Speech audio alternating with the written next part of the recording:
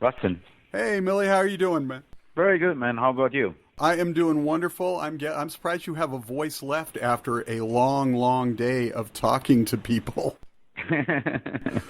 Answering the same 20 questions over and over again. Yeah, it's a little rough, but I can manage. It's nice to talk to people, you know. Well, I'm glad to have you here. Well, I'll probably ask, probably 10 of the same ones again, but we'll try and make it sound fresh. So, congrats on the new album, Gods of Violence.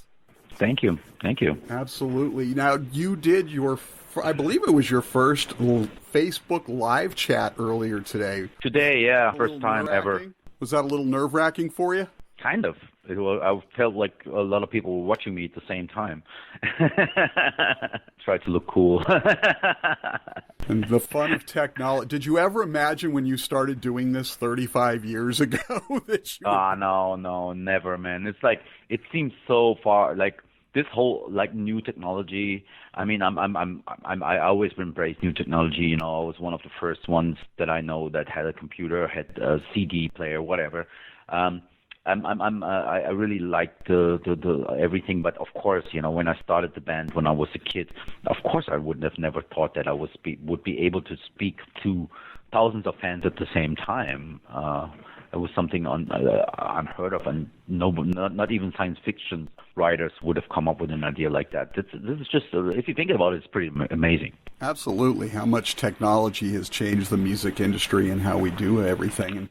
And as we mentioned, 35th anniversary of the band, you spent like over 2/3 of your life doing this. Is this sort of surreal to you?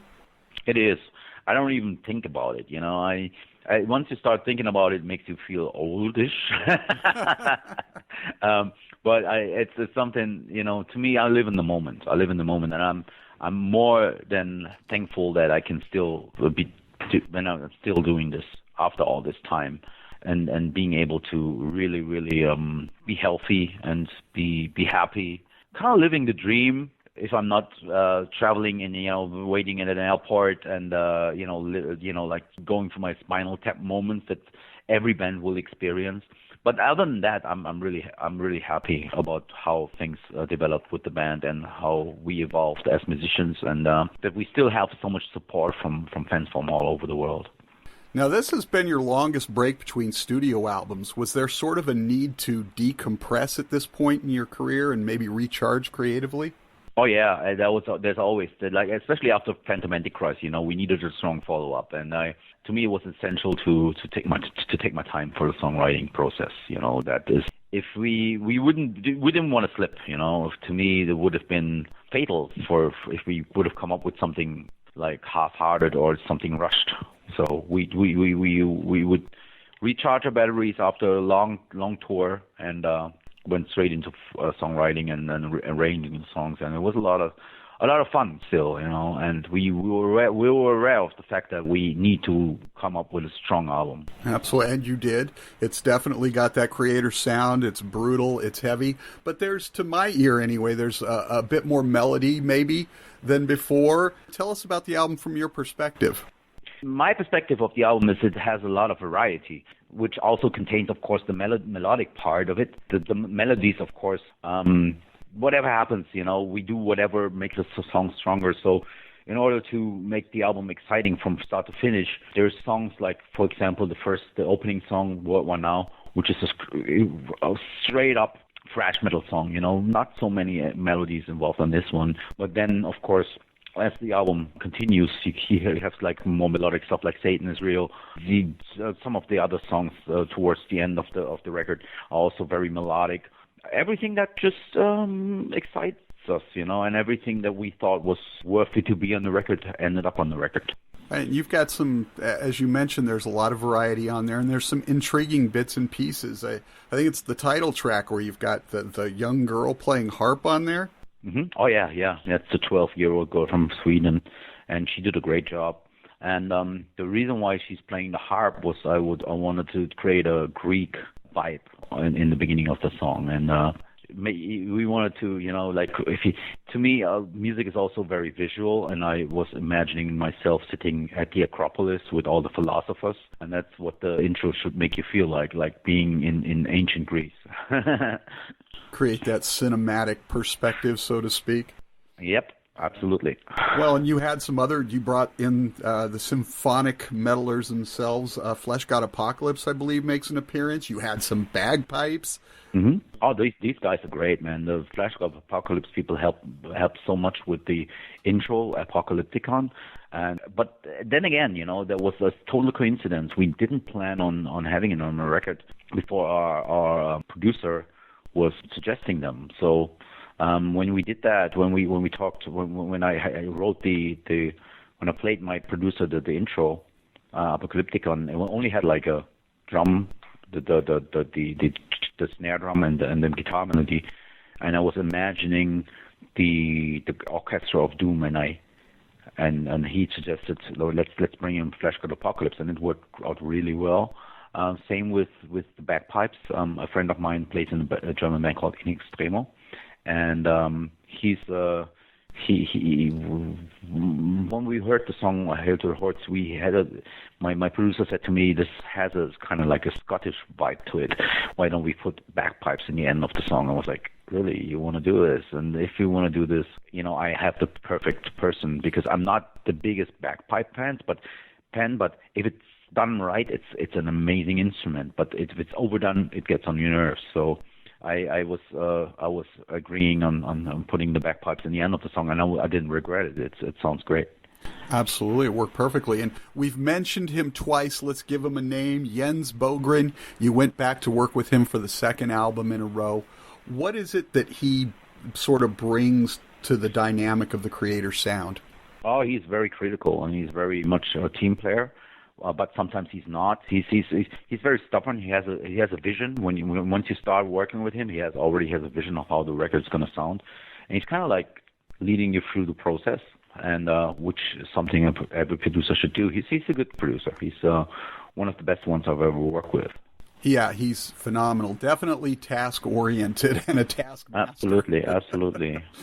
And you mentioned in a couple of places I've read or listened to stuff, including your Facebook live chat today, that you took some inspiration, as you always have, for movies for some of the things on this album.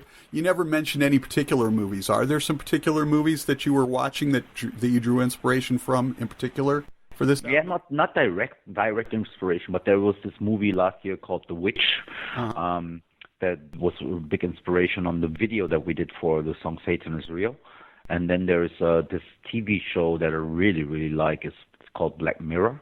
Oh. And there's some ideas in that TV show I thought were really cool. So there's like little, not that I didn't write a song about a particular episode or anything like that, but it was very inspiring. Yeah, and that's an excellent series. Are you, like me, one of those people that binge watches a lot of Netflix series? Depending on the series, yes. I give it a shot sometimes. For if the first episode doesn't get me, then I'm out. There's so many new shows on there, and that some of them are really great, and you can get addicted to them.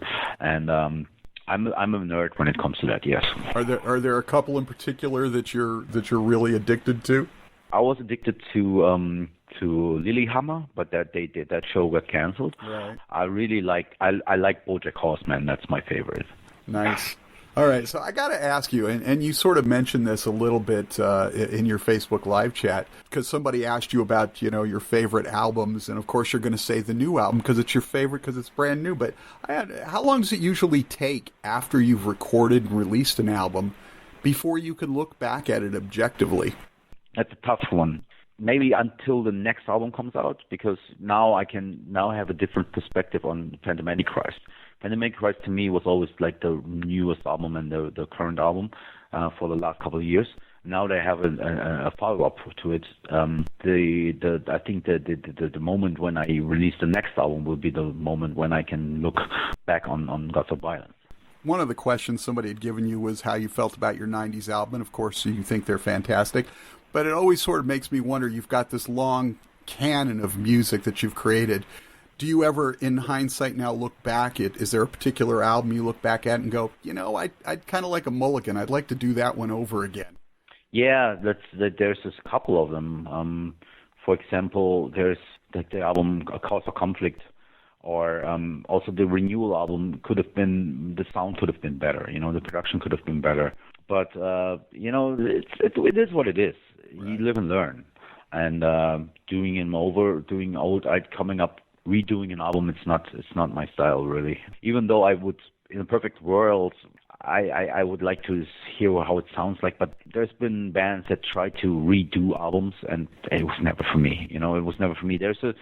As much as I like some of the sounds of, like, for example, I think there's one or two bands that try to redo one of their classics albums, and it just didn't get me the same. That doesn't have to, even though it might sound better and it's technically and more perfect, but it's never the same. Yeah, there's something organic about the original. Absolutely. The original is the original, Now, when you come in to create these new albums, as you did with Gods of Violence, you usually come in with some idea of what you want the songs to sound like. But was there a particular song on this album that sort of ended up being either difficult to complete or really sort of changed as you were trying to get it completed? There's a song called Lion with Eagle Wings that the original version was 8.5 minutes, and I really liked the version. And then we cut it down to 5.5. And I don't really know. I'm still, to this day, I don't know which one version I like better.